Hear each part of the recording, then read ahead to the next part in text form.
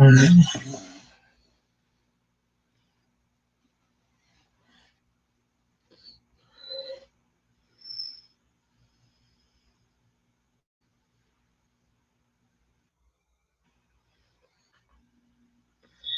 All right.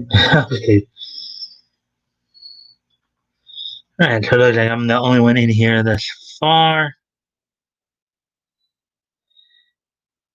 Gonna make it right tonight.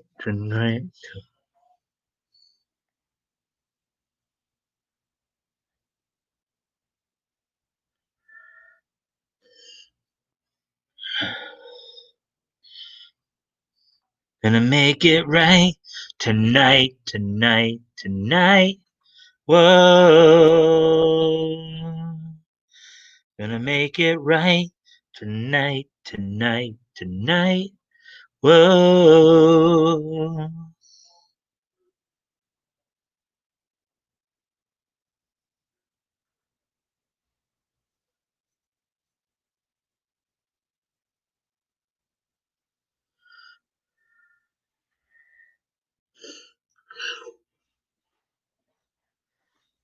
Hey, Bat Goat. Ah, hey, Mike. Hey, Bat Goat. Thank you for joining me. Got somebody in here at least already. Hmm.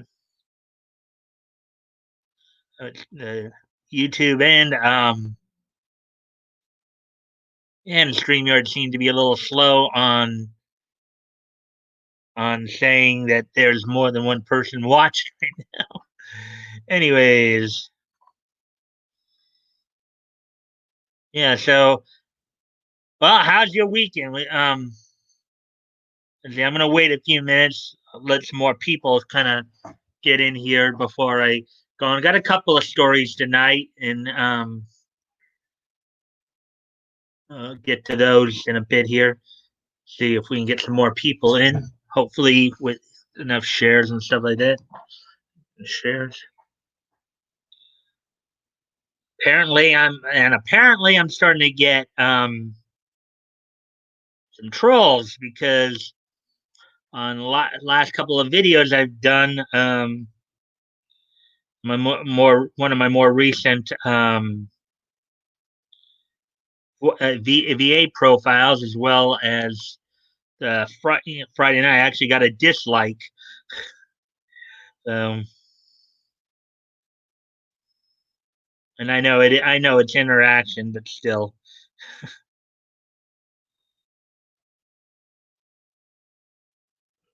All right. So how'd your weekend go, Bat Goat? I think I did see you on Tug Stream on Saturday night. That was a real lively one. Huh? That with that one girl making a scene in that bar.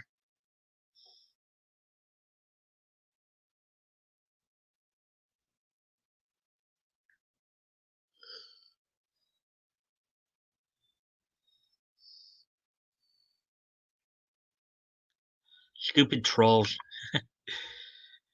Yeah, well, as long as I'm up over 90%, I'm happy. You know, in terms of my overall approval rating. You know, I know. Even Tug gets his, but it must be saying something if I'm actually starting to get trolls now. But you know, um,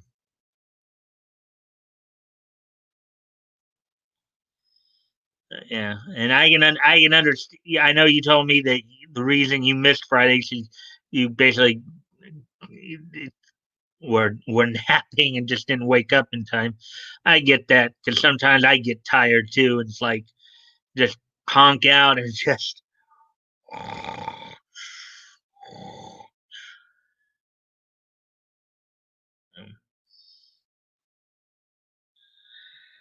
That was a crazy stream. That guy's chat was brutal. I laugh because she's such a mess. But wow. Yeah, I think the term a lot of people tend to use for it is hot mess. She was definitely seemed to be a hot mess. I know it's probably considered not kosher, especially these days. But you know, somebody probably just needed to just throw that girl up over their shoulder and run off with her. I'm kidding, of course. Now we have three people in here. Hello, third person. Hey, Woody's here. Goody. Woody is goody. Back goat. Back goat. See. Hello there. Sounds like I missed some fun streaming news. Well, no, we're just talking about Tug stream from Saturday night. I was like, I was noticing that he was on pretty late. He and Flash, they apparently were streaming. See, what's it? Oh, Baked Alaska.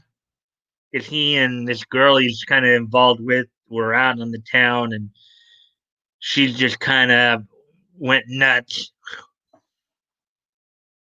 Say the long and the short of it. She had meth mouth going too. Hey, Woody. Yeah, methamphetamines can really screw you up mentally, physically, and the like, from what I understand.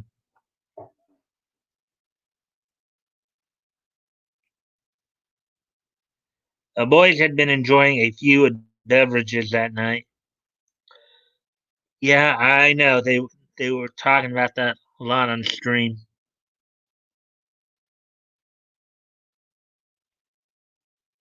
Yeah, just drinking it up.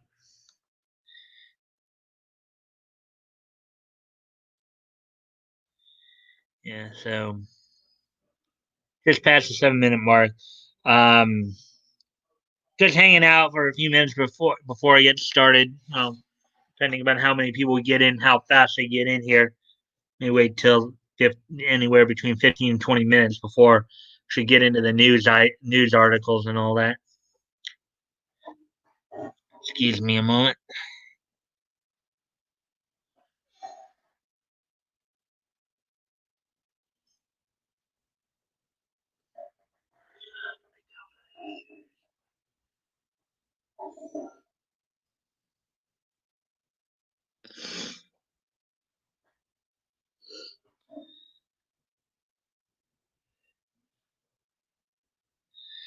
Okay, so I'm back now. So Woody, how both of you guys, how did your weekend go overall? Do anything fun? And Batgoat, I do remember you wanted to show pictures of your grandkids Friday. I was a little disappointed that you didn't show up, but I understand too. Sometimes you get tired and you just conk out. So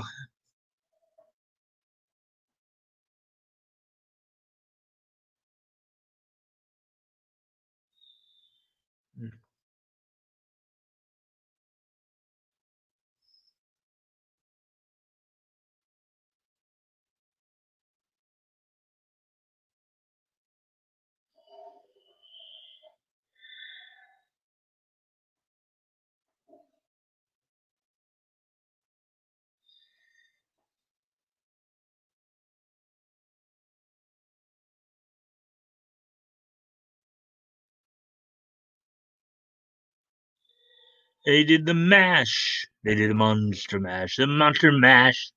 It was a graveyard smash.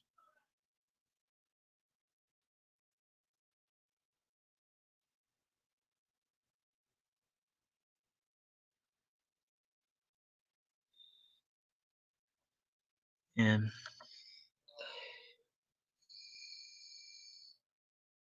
I got plenty of pics. Laugh out loud next time. As grandparents should, I'm sure many grandparents out there have many pics of their grandkids. Grandparent, that's a whole staple of their life in their golden years is spoiling the grandkids, rotten. uh, Excuse me a moment, guys.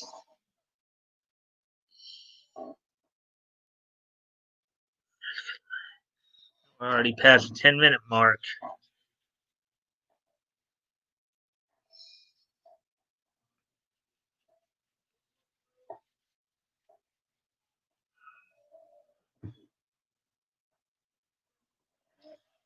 And if you guys haven't already, if you guys can, like and share the video, see if we can get some more people in here and get the out. Appreciate it as well.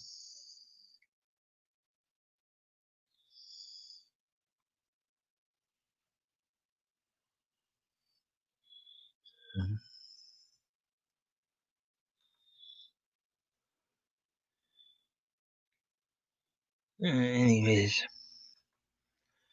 ah, let's see. So we're coming up on 11 minutes tonight.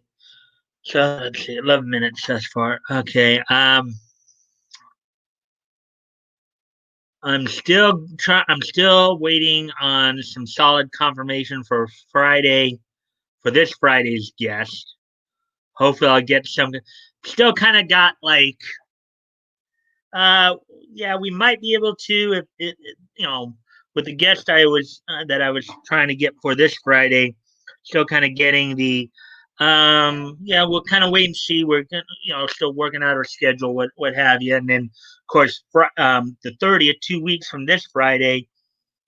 I definitely will have the Knuckleheads on the stream. So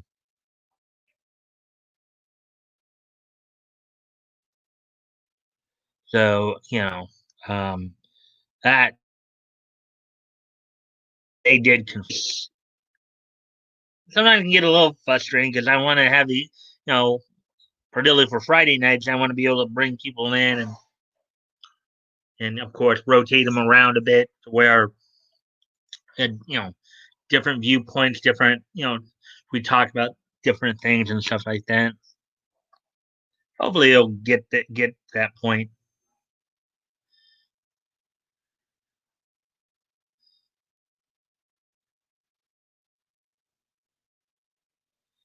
Anyway,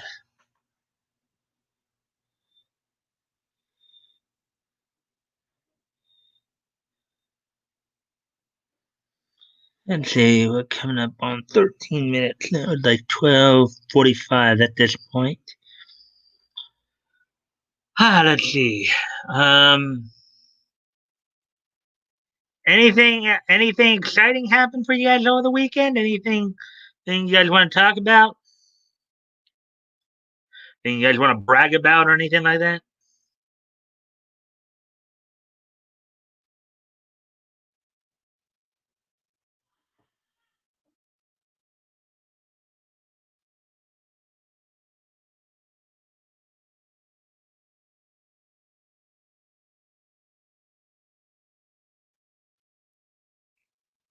Boys had been enjoying a few. Oh, already done it.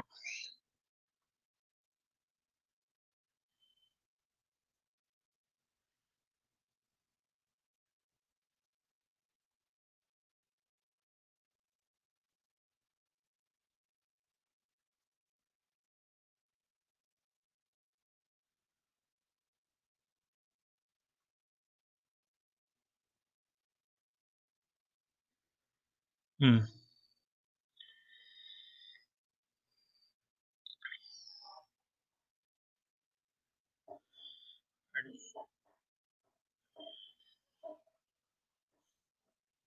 We're past the 14-minute mark. Yeah, there's three of us in here, so I might just go ahead get started at the 15-minute mark.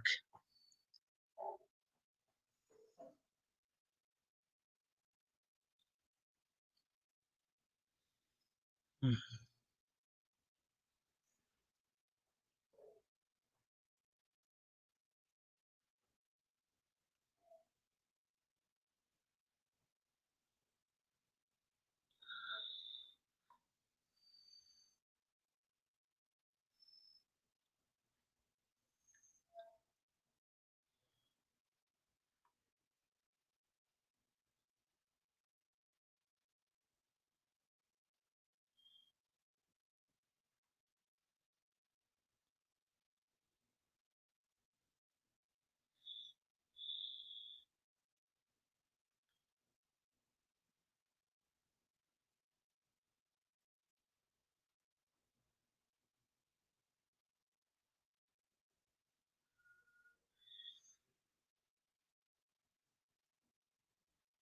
Oh, okay. Now we are actually past 15 minutes. I guess I should get going here.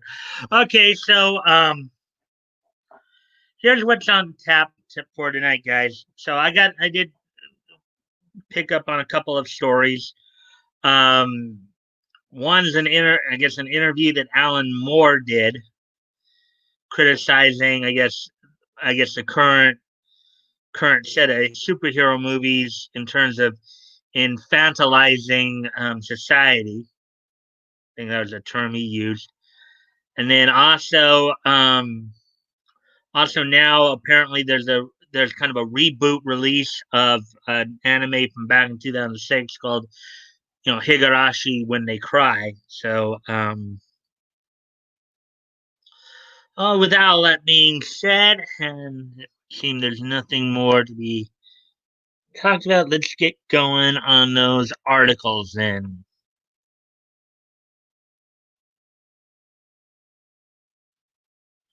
And of course, towards the end of the night, of course, we'll also have the This Day in Each History. But anyways, let's get to the first story here of the night. So one on the left there. The one on the right is the story I covered um, on Friday.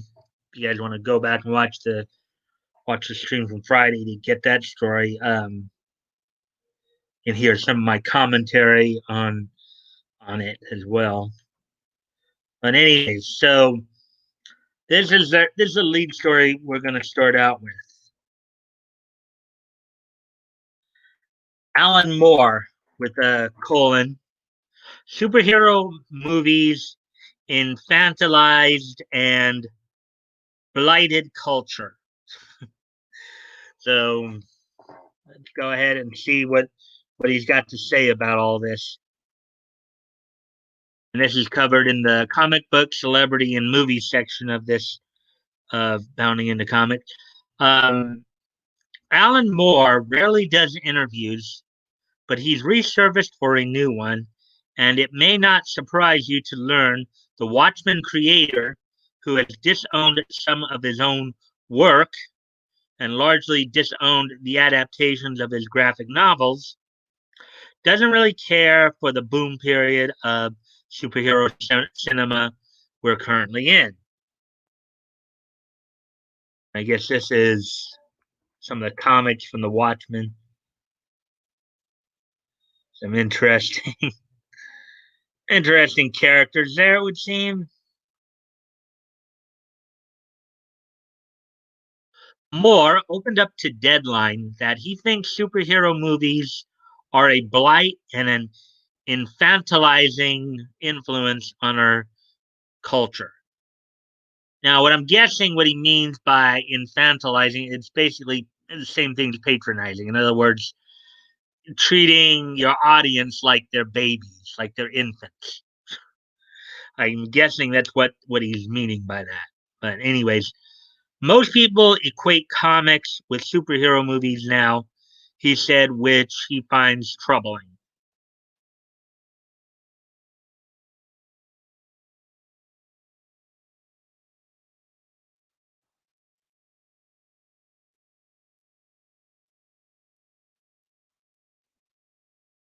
Excuse me for a moment here. Fourth person, hello, fourth person. Welcome to the stream. I hope I hope you enjoy it. We're covering a story from Bounding. I'm going to be covering a couple of stories here from Bounding into Comics. Um, this first one's an interview that was done by Watchmen creator Alan Moore. So um, let's see. That adds another layer of difficulty for me. He continued. I haven't seen a superhero movie since the first Tim Burton Batman. So, wow, that's quite a long time. Like, what, 20, 25 years? Whenever the first I think Tim Burton came out, what, in the 90s with the Batman movies that he did? Um, they have blighted cinema and also blighted culture to a degree.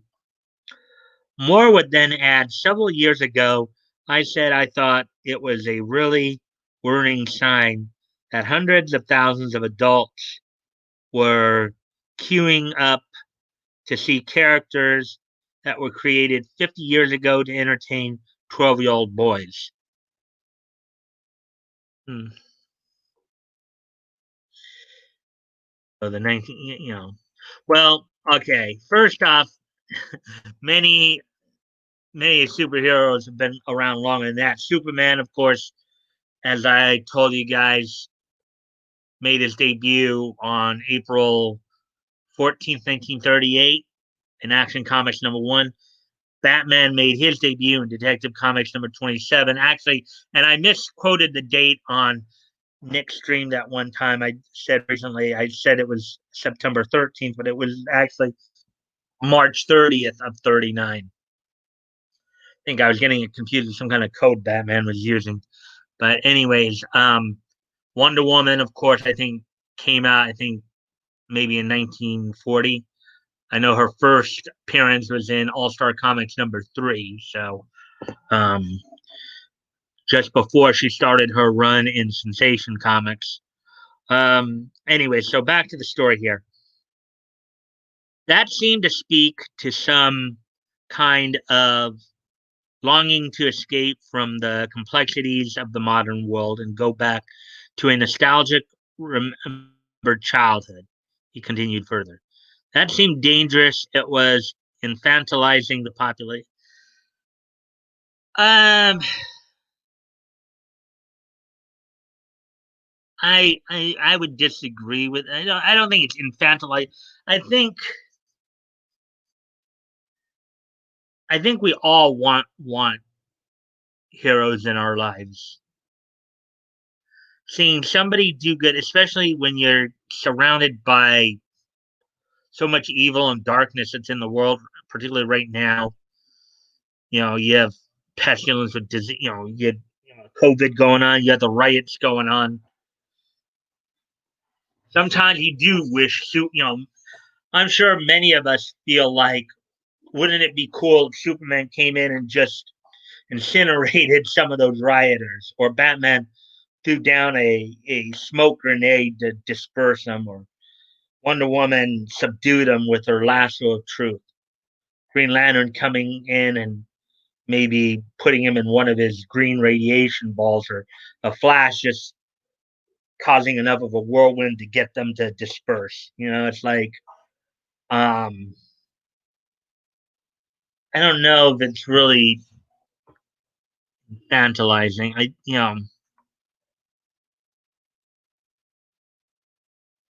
So anyway, laugh it out. Okay. So is that your AATC? How you doing, man?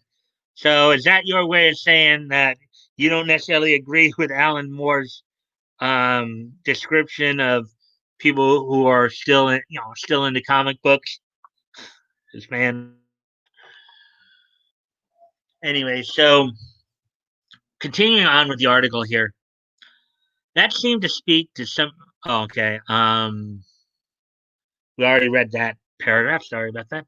And here's, I guess, a League of Extraordinary Gentlemen, illustrated masterpiece, The Tempest, Alan Moore, Kevin O'Neill. So #1. So I guess here's another um, comic that Alan Moore has been involved with, featuring stories by the world's gravest authors. Okay, that's an interesting way to put it. Gravest. But is Alan Moore trying to say that he lives in a grave or something like that, or in a mausoleum or something like that? Anyways, Moore then expressed his belief that phenomenon of 12 of the highest grossing movies of 2016 being comic book related has something to do with Trump being elected, whom he calls a um, National Socialist Satsuma or Satsma, and the UK leaving the EU.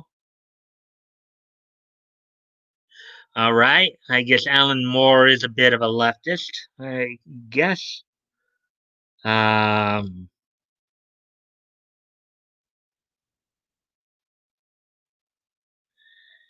Not to say that one causes the other, but I think they're both symptoms of the same thing: a denial of reality and an urge for simplistic and sensational solutions. He said, I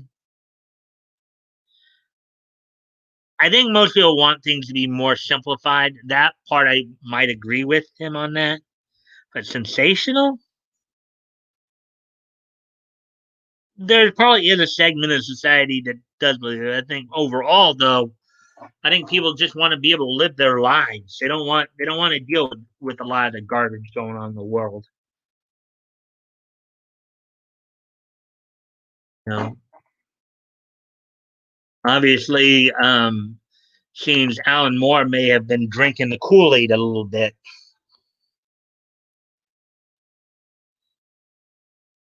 I think people should be allowed their escapism. Bruh. Yeah, but you have a lot of these leftists who think escapism is immature or childish. Yeah, whatever.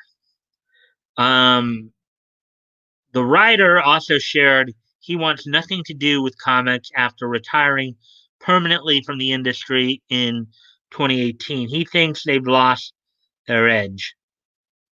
When I entered the comics industry, the big attraction was that this was a medium that was vulgar.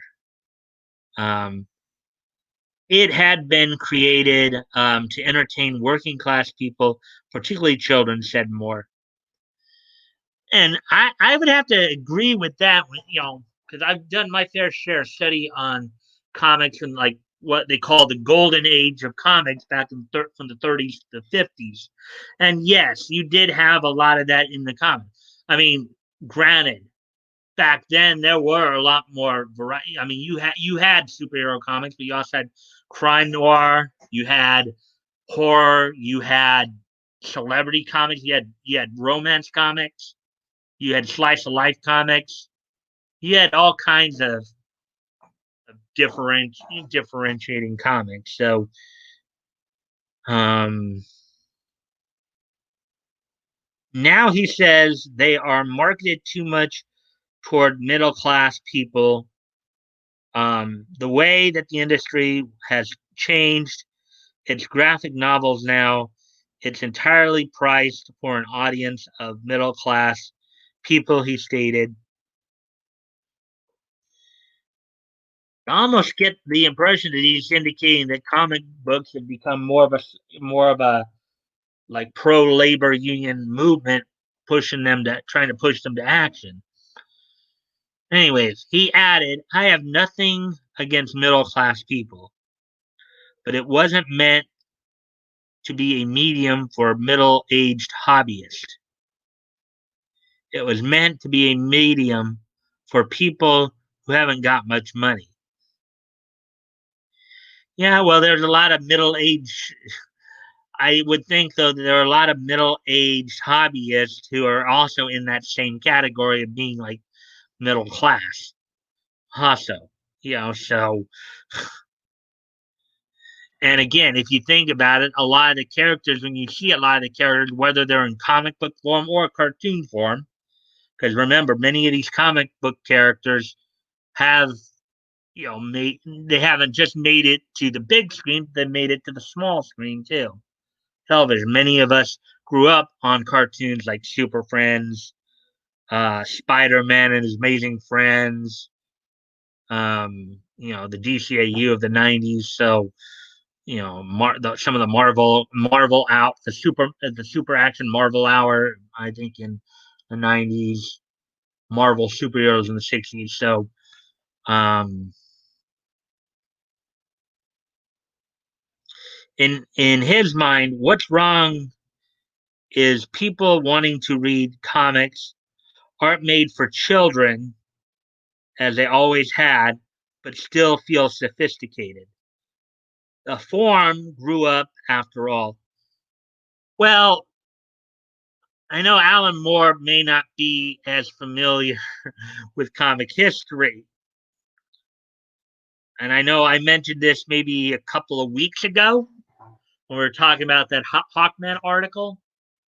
Um, but many of the comics, in fact, what led to the Comics Code Authority was the fact that the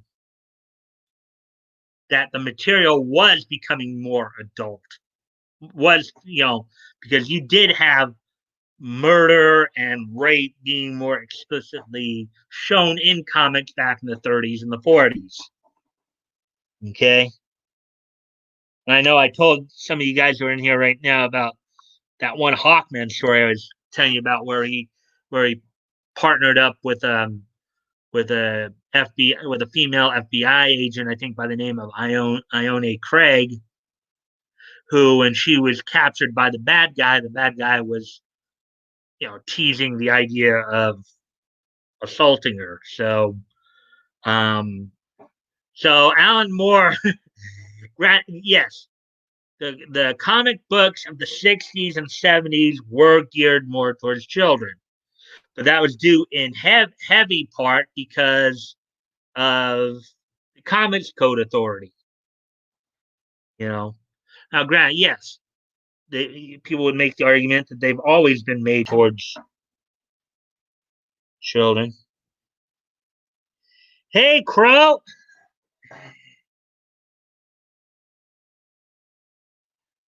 Yeah, out of touch. Hey, Crow, what's up, man? Thank you for joining me. Nice of you to stop in for a couple minutes before you go on to your own stream. I know you do have your own stream. Here, let me do something real quick with you, Crow. Kind of returning the favor, as it were. Um, um, Crow, I've got a little surprise for you. The next when you make your next comment. So when you make your next comment, you got a little surprise coming. Yo, Mike. Hey, Crow. Glad you stopped in. Right now I'm going through an article from Bounding into Comics about an interview that Alan Moore, the creator of Watchmen, did talking about superhero comic and movies.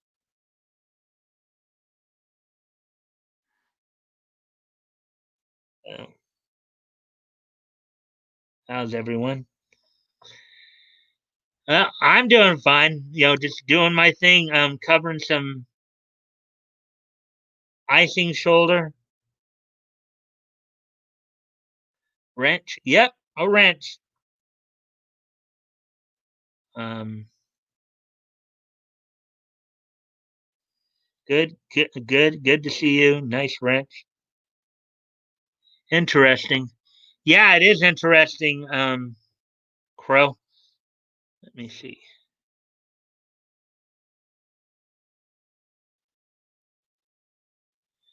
Um,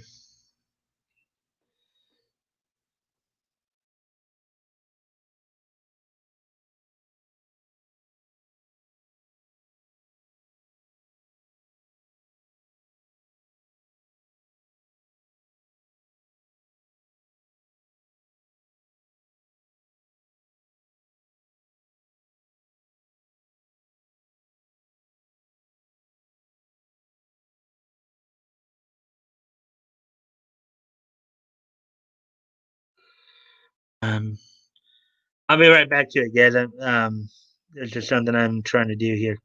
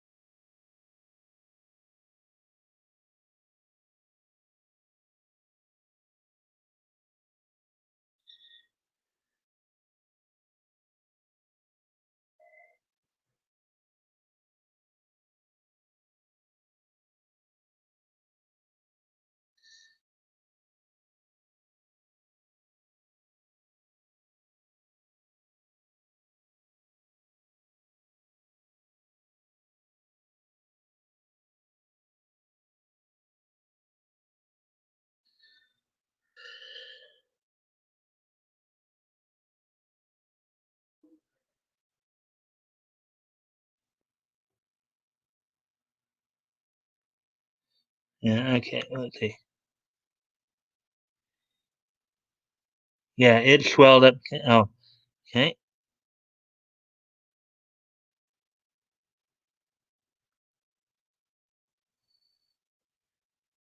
Oh yeah, that's right. I heard. Yeah, I saw on last night's stream how it would happen. You. I guess you kind of got hurt, didn't you, there, Crow.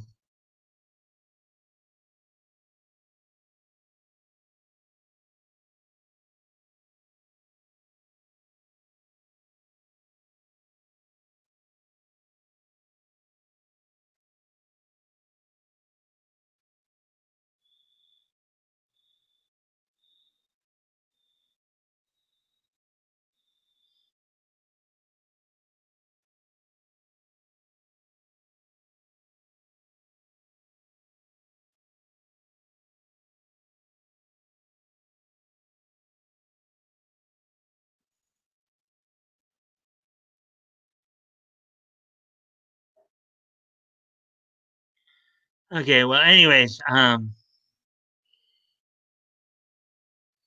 I should probably get back to the article here then.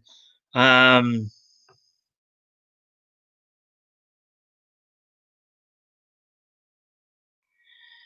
yeah. So again, Crow, thank you for coming in and joining us. Um, anyways, I should get back to the article now. Um, he added. Oh wait. Okay. So did I? Oh yeah. I okay. Let me see. All right. Yeah. I okay. Sorry about that. I got so caught up in the conversation, I forgot where we were.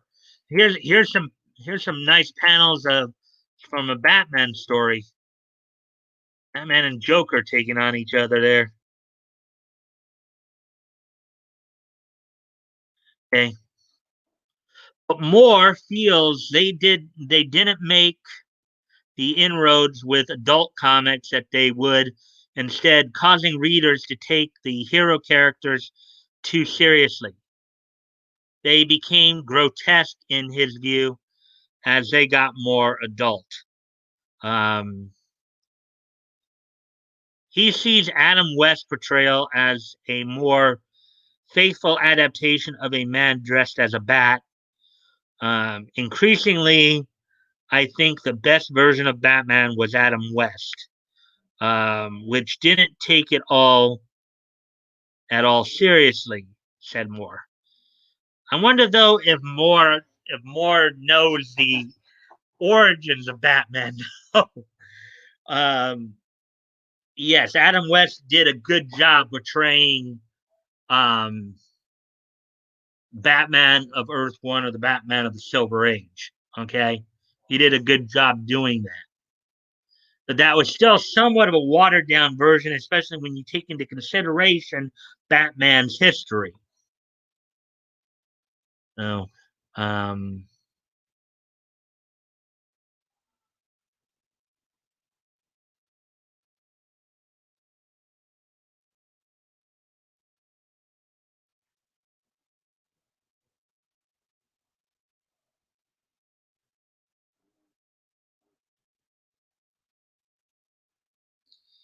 Batman '89, he's a hack.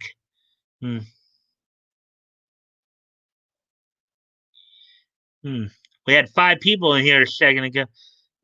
Well, I guess I could imagine Crow leading because I know I saw that he's going to be having a stream here pretty soon, but we'll continue on. Hopefully, I'm glad he was able to stop in. Um, let's see, continuing on here. Um, reflecting the words of Jim Campbell, Moore likewise contends these characters have been stolen from their original creators, all of them, singling out Marvel and Jack Kirby most of all. And then here's a comic the swamp about Swamp Thing Alex Holland, who also Alec Holland had Constantine involved in that. Um, Adam Arcane, Loose Ends. Moore has a film he was plugging the show, so he has a new ambition. As for comics, the retired Killing Joke author is adamant. Oh, so maybe he does know some of Batman's um, history. He's saying that comics are made for kids, and yet he's the one who apparently wrote the Killing Joke. If I remember that story correctly. Um, Thinking two things. It was either the one where Barbara Gordon ended up getting shot and paralyzed, or the one where Jason Todd got killed. I think it was one of those two, or maybe both. Um, no interest in superheroes. They were a thing that was invented in the late 1930s for children, and they are perfectly good as children's entertainment. What do you make of Moore's comments regarding superheroes, comics, and comic book inspired film and TV? Um, on some points, I would agree with him. On others, I wouldn't. I think the idea being that, as I think it was ATC who said it earlier, people should be allowed their escapism. They should be allowed to. They should be allowed to go ahead and escape into that fantasy world. I know I'd want to. I'd love to be walking down the street someday and all of a sudden this dimensional portal open up and Access walk out of there and tell me he's giving me an opportunity to go into the DCU and hang out for a while. I would love to do that. Yeah, I just turned 45 last Wednesday, but I would love to do that. I grew up watching Super Friends. That would be like one of the coolest things for me. You know, how do you guys feel about that?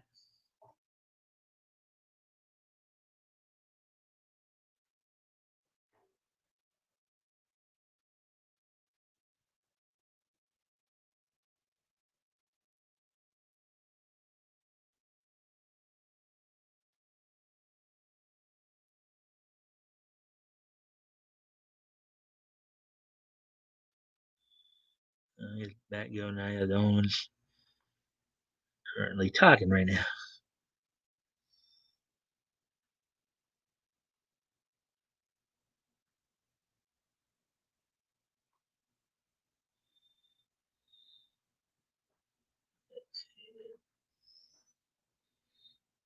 Okay, here we go. I don't think they were specifically for kids back then. I mean, they had adult readers of comics, right? Well, I would think so because, it's kind of funny because I've talked a lot about the Comics Code Authority. You know, one of the big things was that they were trying to, if anything, they were trying to make the content more appropriate for kids because a lot of parents were complaining, that the comics were leading to juvenile delinquency because of a lot of the material you had in there. Now granted, the majority of the focus was on the like crime noir and horror comics. Okay, but superheroes did not. His superhero comics didn't escape McCarthyism either. Okay, because and I think I told you guys some of the research that led to the Comics Code Authority. It was the research of a psychiatrist by the name of Dr. Frederick Worthen in his book Seduction of Innocence that came out 1954, which happened to be the same year as when the Comics Code Authority started. You know, and aside from like some of the violence and stuff, that violence in like the crime and horror comics, let's see, they accused Superman of being a fascist. They they made the suggestion that Batman and Robin were involved in a homosexual love affair, and even though it had been shown several times that Bruce was even engaged to a woman at one point. Okay, and then of course now, and I've talked in great length about this one with Wonder Woman. Wonder Woman's creator, William Moulton Marston, was basically known as a polyamorous and a bondage fetishist. So, and he would incorporate, and he actually did incorporate a lot of that stuff into the Wonder Woman comics. So, let's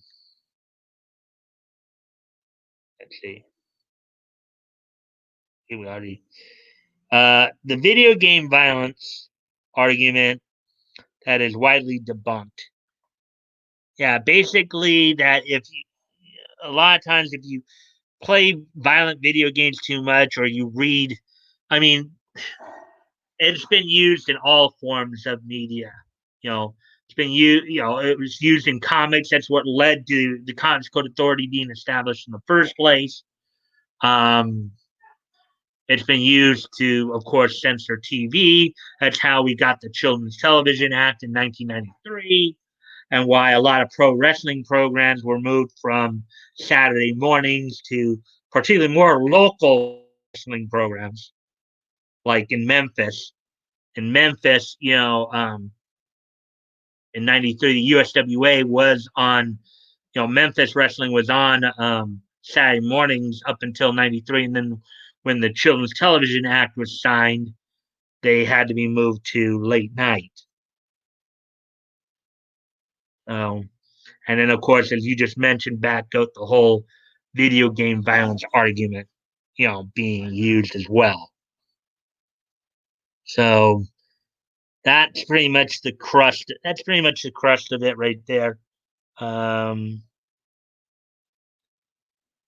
yeah, I mean, I think, and I can tell you this too, because as I told you guys, I've done my fair share of research on the golden age of comics too. You had many different type of comics there. In fact, a lot. Some of the very first comic books didn't even really feature superheroes in comics didn't really start popping up until the late 30s, so 36, 37, 38, around there. That's when you started seeing more, I think you started seeing, as they called them back then, mystery men. You know, the idea of costumed individuals going out and fighting crime. Okay. Many of the comic books, some of the comics were simply reprints of the comics, like I know, for example, Quality Comics had a comic initially called Feature Funnies that eventually became Feature Comic, which were basically reprints of newspaper comic strips of the day, like Joe Palooka, um, Lollapalooza. Let's see who else. Um, Had a few of them, and as I'd mentioned before too, many of the comics back then were anthologies, whereas now it's like they're almost all of them are features now. Action Comics, I know, is considered a Superman feature comic. Okay. Detective Comics is now a Batman feature comic. When they started out, they were anthologies, meaning you had multiple characters featured in them. In fact, in like 35 and 36, some of the first cartoons that came out from DC, like More Fun, More Fun started out as New Fun, and what would eventually become Adventure Comics started out as New Comic. They had like 32 different stories in the now. Back then, at the very beginning of comic books, back in the mid 30s, they were written more serially. Okay, there are a number of stories that would be like part one, part two, part. I remember in one particular case, Barry O'Neill, who was kind of a playboy type adventure, plain clothes. He'd partner up with the police inspector, and they'd fight this international crime lord by the name of Fang Gao. Okay, didn't have it. Yes, he was trained in how to use firearms. He had basic hand to hand combat. In other words, he could basically defend himself if he needed to in a fight. Okay,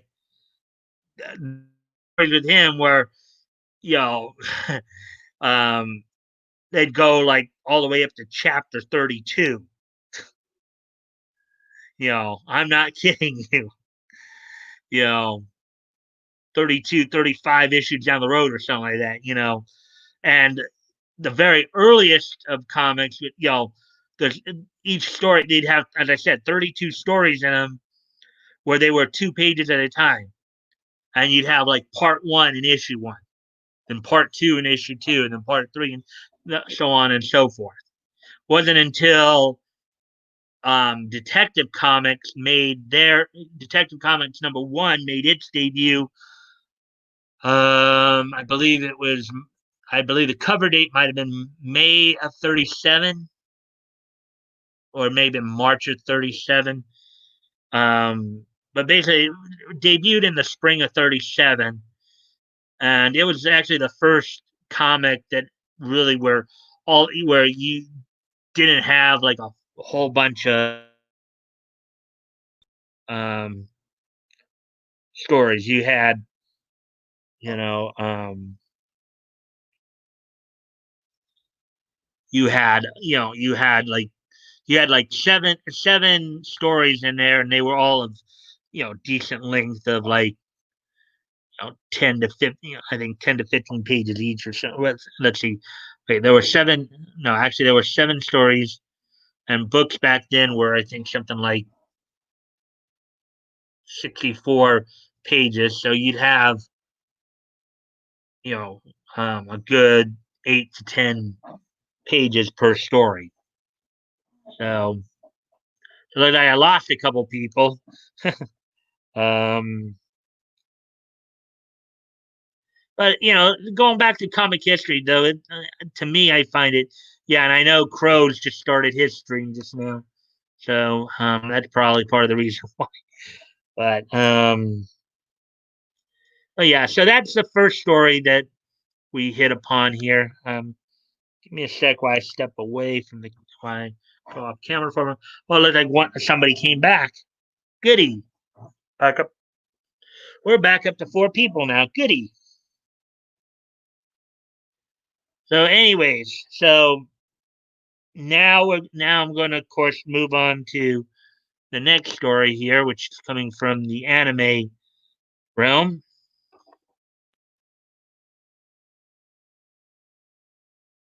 The other story I looked at and saw that about Higurashi when they cry.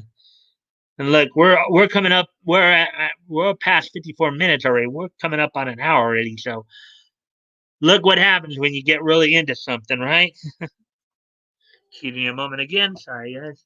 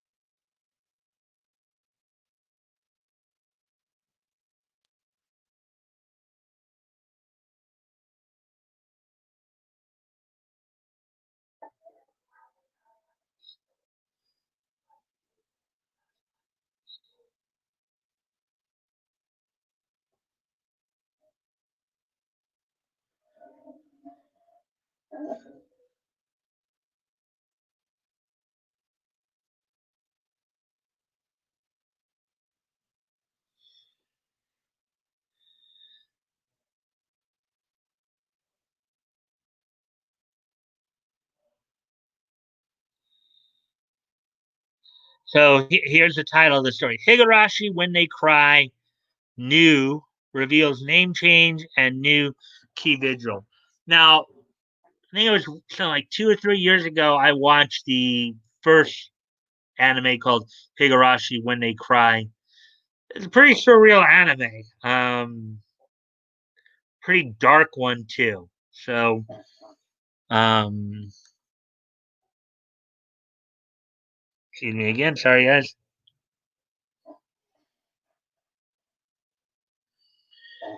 If you like blood and gore and murder mysteries and all that, you might want to check it out.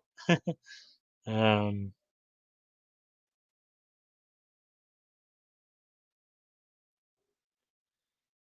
so here we go.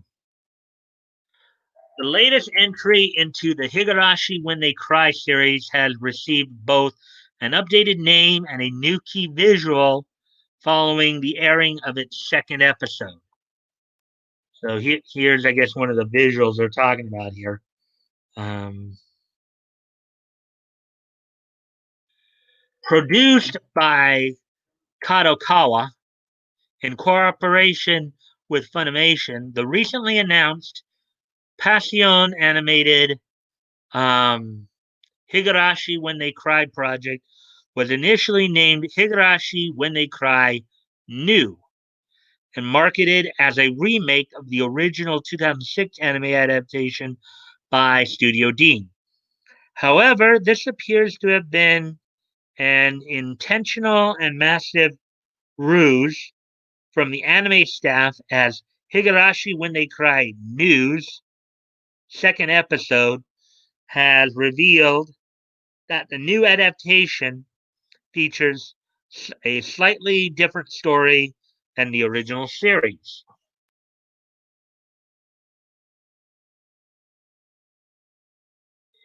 In commemoration of this reveal, Passion announced that the series was actually titled Higurashi When They Cry Go. According to Funimation, the subtitle Go refers to the concept of karma, or the fate resulting from one's actions in past lives based on Buddhist concepts. Here's another visual. Give you guys a sec to look at that while I go off camera for a moment.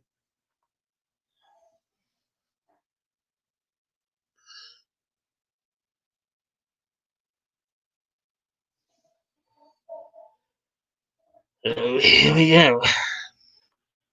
I'm back.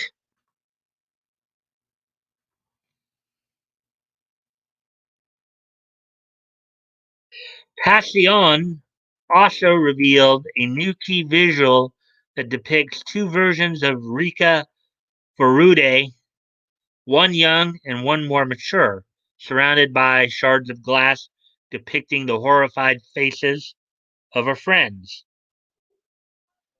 Again, as I mentioned, it was a pretty dark anime to begin with. So, um, if you're interested in the dark side of things, it might be something you guys might want to consider checking out. See me again.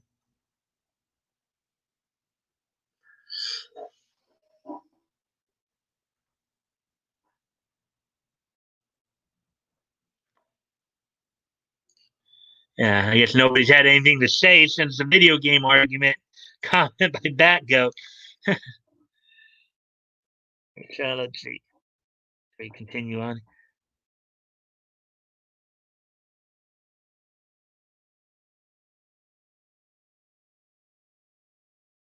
And I do know in the first Higurashi When They Cry, it was the LA crowd that actually LA based voice actors that I think did that one.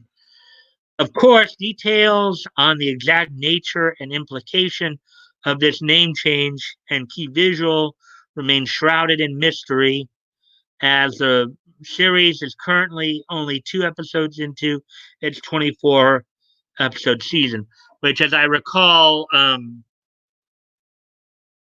the first series did had about the same amount, ran the 24 to 26 episode.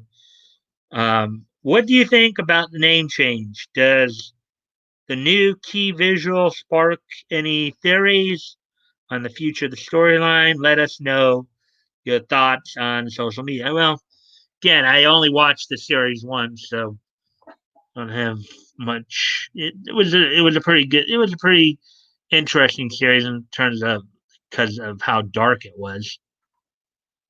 But other than that,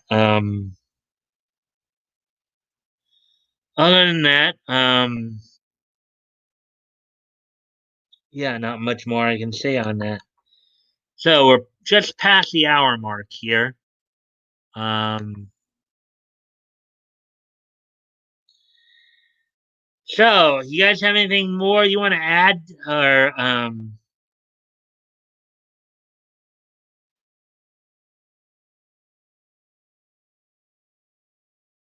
you know, um,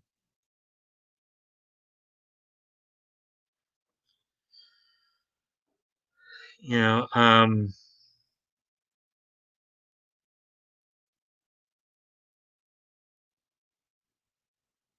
so is there anything you guys want to comment on either story that I just talked about, or is there anything else you guys want to bring up to talk about?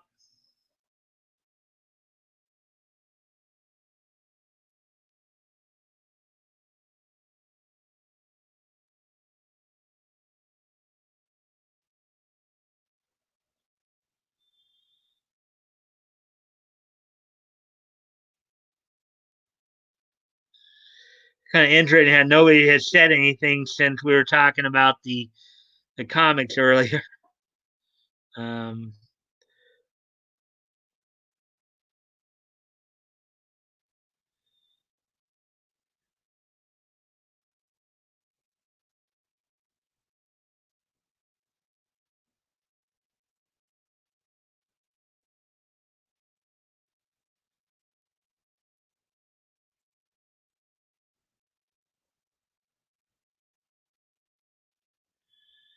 hmm.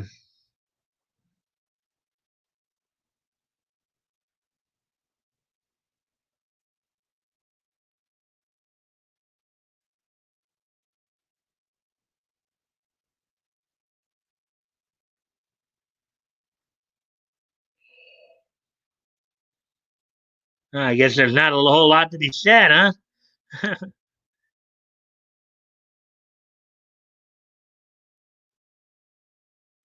I guess we got a couple of lurkers in here. I know that much.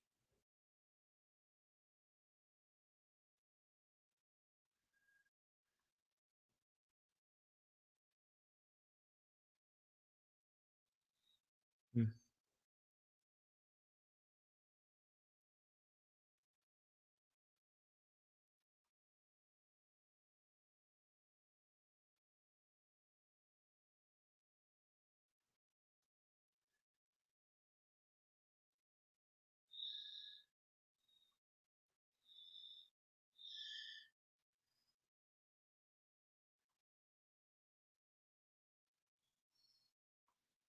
I'm listening, just making stuff in the kitchen. Having a bit of a late dinner there. Hey there, bat goat. Bat goat. Da da da da da da da da da da da. Bat goat. Da da da da da da da da da da. Bat goat. Da da da da da da da da da da da. Bat goat. Da da da da da da da da da da. Bat goat. Bat goat. Bat goat. Da da da da da da da da da da. Back goat, back goat, back goat. Da da da da da da da da da da da da. Da da da da da da da da da da. Back goat. Anyways,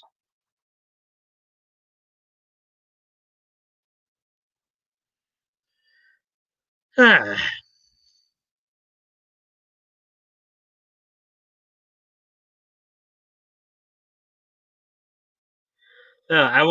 I know ATC. You might still be lurking about. How'd your weekend go? Um,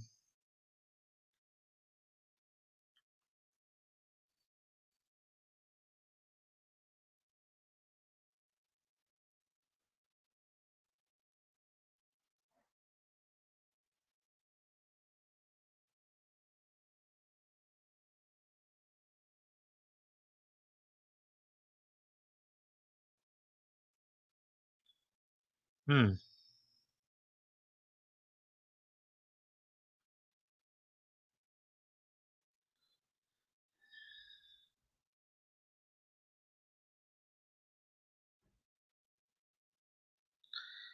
Okay. I guess we got people lurking about here. Um. So again, is there anything you guys? Is there anything else you guys want to ask about or talk about? Any of the realm of niche? Anime, cartoons, comics, um, maybe manga or pro wrestling.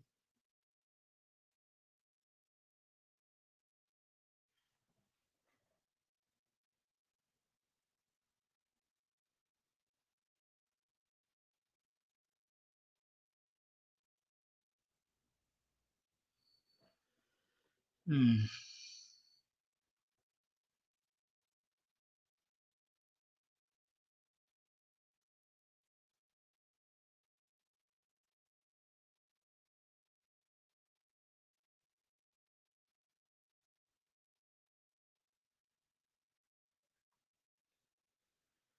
Hmm.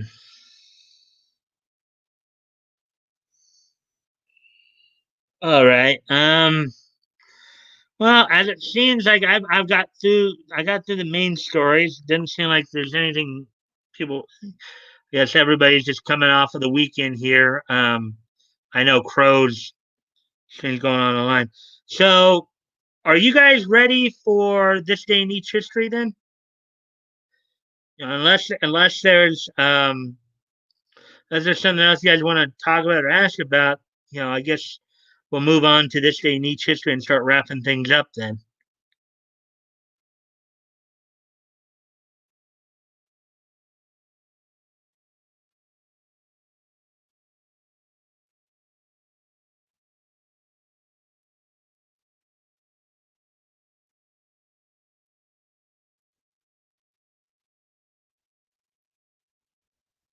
Oh, there we go. Woody said something. I mostly come to listen to the Batcoat theme song. uh, Nietzsche history, yes. How about that Woody history? Yeah, all right. Let's see. All right, so then, yeah, so okay, so then I guess we'll get into this day in each history. So today is Monday, October the 12th, 2020. Let's take a look back on what has happened on this day in each history. Let me just do a quick review here.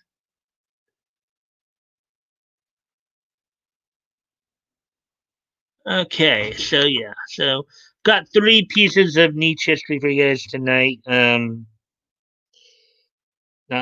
I guess nothing happened on the milestone years for animation, so won't have any cartoon history tonight, but we do have some stuff from comics, wrestling, um,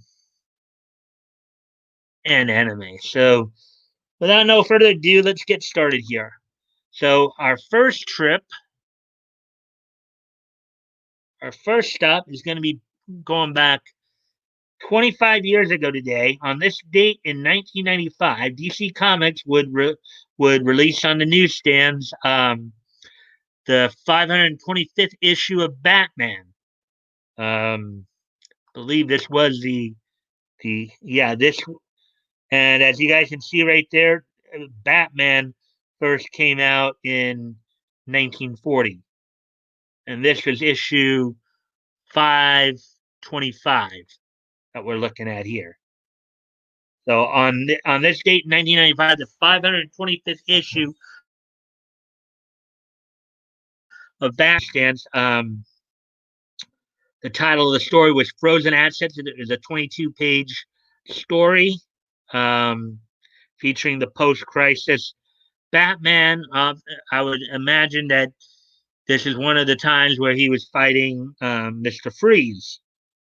This was part of the crossover event Underworld Unleashed. The story was written by Doug Moench. Kelly Jones is the penciler. John R. Beatty did the inking. Lettering was done by Todd Klein, and then colorist was Gregory A. White. So, um, on this date, 25 years ago, the 525th issue of Batman, part of the DC, part of the DC, part of the DC crossover event, Underworld Unleashed, um, was released on this date 25 years ago today. So, moving on then. We're going to come up to 5 years ago today, 2015. That's 2000. That we're going to hit it twice. So, 5 years ago today, on this date in 2015, in the realm of professional wrestling, um, from the Allstate Arena in Chicago, Illinois, WWE would host Monday Night Raw from the Allstate Arena on this date 5 years ago today. In the main event, Demon Kane defeated Seth Rollins in a lumberjack match.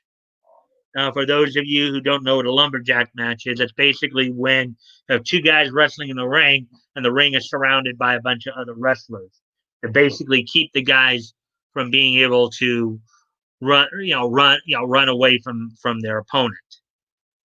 Now, obviously, you have different sections where you have guys who are friendly towards the face on one side and guys who are friendly towards the heel on the other. So, if let's say a face, let's say if you go into the quote unquote opposite camp, let's say you're a face who goes the heel side, um,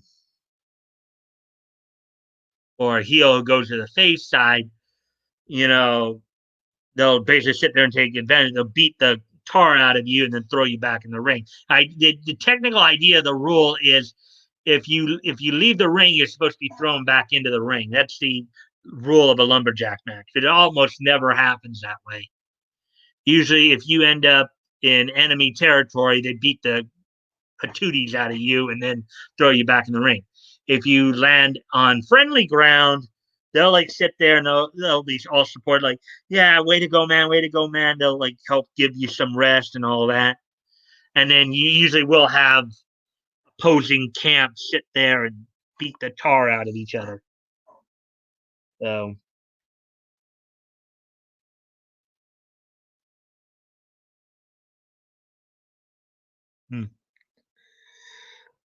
okay.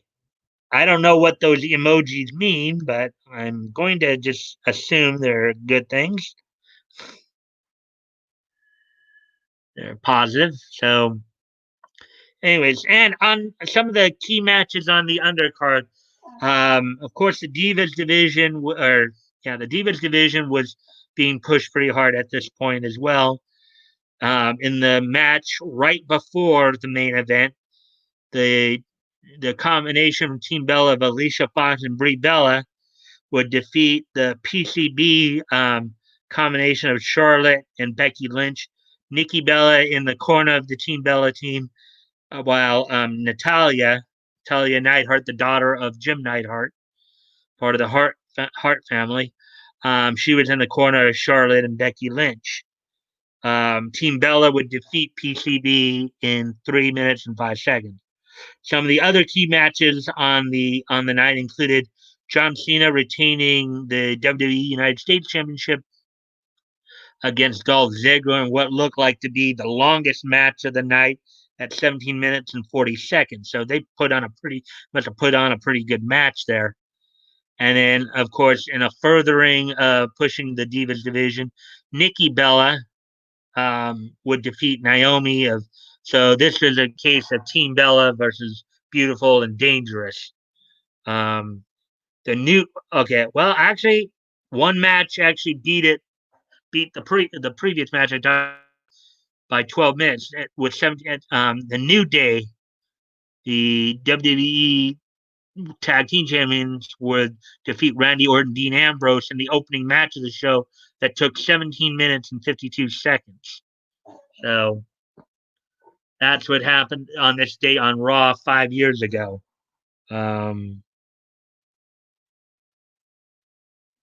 Iced coffee. Okay. So also happening on this date 5 years ago in Japan, in the realm of anime,